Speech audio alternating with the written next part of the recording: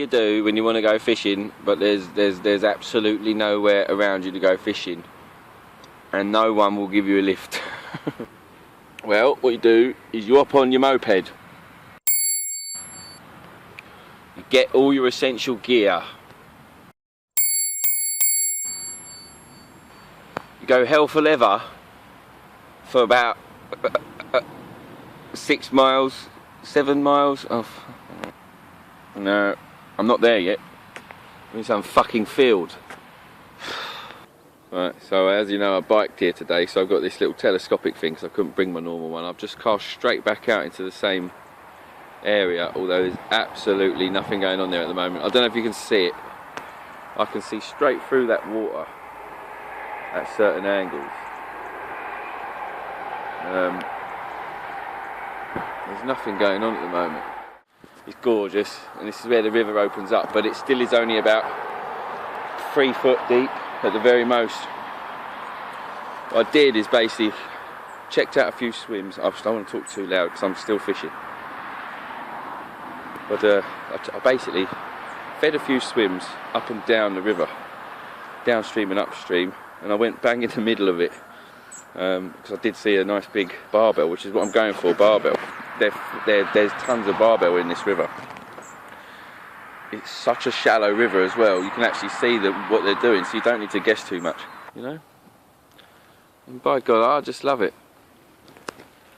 So I'm going to stay back from the edge now, and I'm going to crush up a couple more boilies and see how we get on. Didn't take long. I've unhooked it already. Beautiful. Beautiful.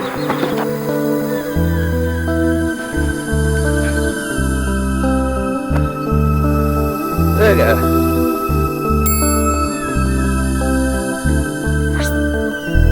Look how pristine it is. That's something you can't get fishing in a fishery. You just can't get that in a fishery. You definitely want to be somewhere where no one's fishing. We're going to get this beautiful fish back in, and we're going to get another one.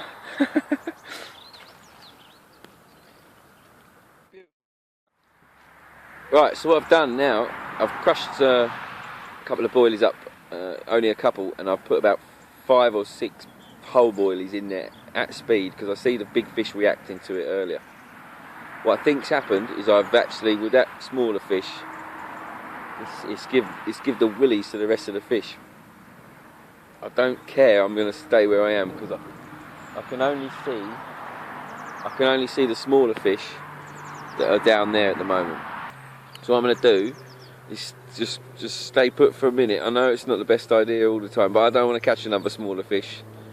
What I'm aiming for is for the larger fish I saw patrolling this area to come back once he's finished being spooked.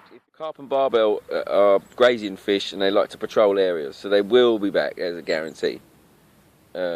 When is not guaranteed. So patience is a virtue. I've got this beautiful surrounding, so this is what I'm going to do with my messy hair. After having that beautiful fish. That was a lovely fish. This is why river fishing it does top stocked lake fishing. It's another point. Barbel versus carp for the fight.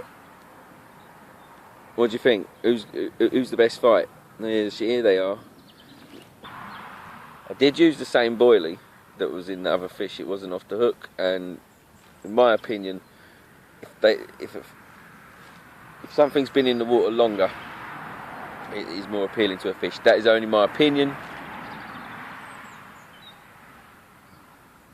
I'll say it certainly works on heavily pressured lakes to reuse your boilies. You know, whether a fish was on it or not.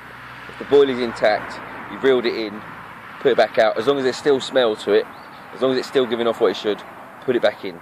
The softer it is, the more appealing I think to a fish. You know, I'm not an expert, but I have been fishing for 20 years now, 21 years. So.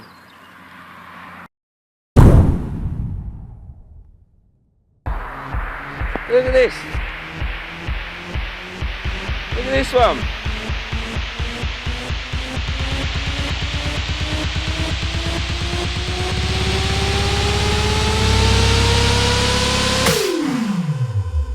look at that one.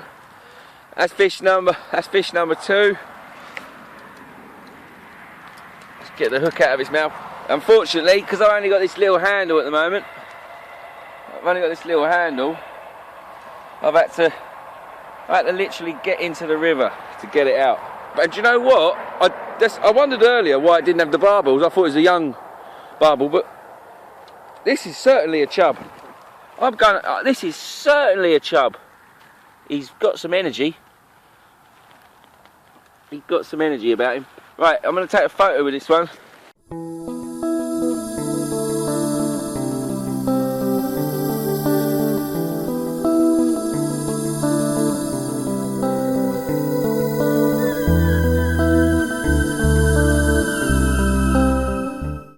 I am chuffed. I am chuffed. Look at his boy. Where is he? Where's he gone? Come here. Look at this lad. Where is he? I've never caught a chub in 20 years of fishing. I just haven't had the opportunity, and I have now. Anyway, he's eager to go.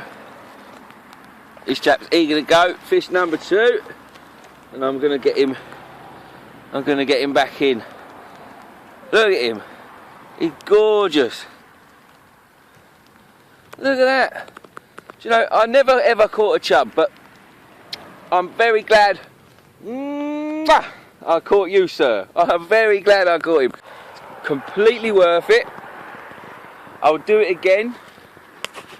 I have caught my first chubs. I've never caught a chub. I thought it was a baby barbel, minus the barbs, right? And it turned out to be a fucking chub. And the second one confirmed it because it was a big one. So I knew then. I looked at it. I thought, you got red fins. You know, your anal fin is red. I didn't actually take note of the dorsal. Absolutely beautiful, beautiful day. Despite the rain, I kissed the fish. I got a spit. But God Almighty, thank you, mate. Beautiful day. Couple of beautiful chub. I've never had chub. I've had barbel. I've had roach. I've had bream. I've had pike. I've had perch. I've had common carp, mirror carp. What else have we had? Blowing me down. Anyway, I've had everything that you would have caught if you're into your coarse fishing, yeah. Especially if you're into stock lakes, which is where I've spent a lot of my time. I've recently been turned on to rivers by these couple of chaps called Craig and Alex. You should look them up. They're not as rude as me. That fish is fishy. I kissed the fish.